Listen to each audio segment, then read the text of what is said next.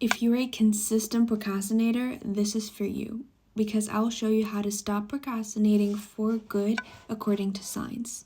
Most people associate procrastination with laziness, and while it is true some people are just genuinely lazy and they don't like to do work, procrastination is a bit different because your brain is usually avoiding a state and not the task itself. So if a task feels emotionally uncomfortable itself, uncertain, risky, effort heavy, then your brain is going to try to avoid it. So usually you just have to change the state and then the behavior follows.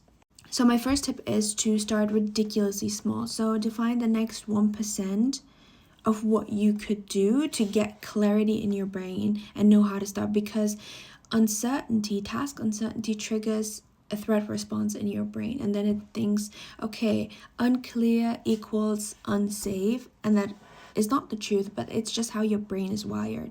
So you want to define the next 1%. That could be open the document, write one bullet point, open my notebook, open my laptop, like really ridiculously small tasks until you get into this flow state and just naturally work.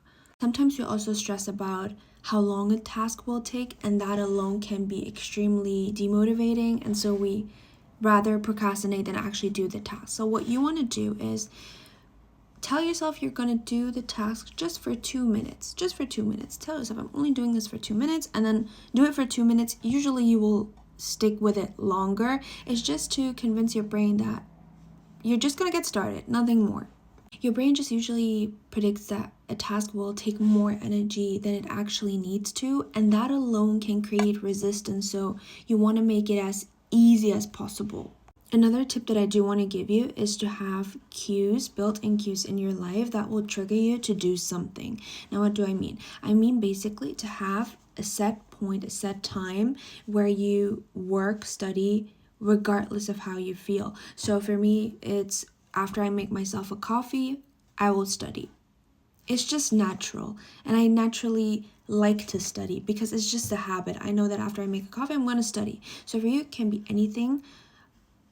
You decide, it's your routine, but basically have these built-in cues and attach a reward to it until it becomes a habit. So when you stick with it, reward yourself afterwards so that you keep doing that behavior. I definitely recommend picking one of these for now and then sticking with it for a while. And if it hasn't worked, try another one. And if you want, I will make a part 2.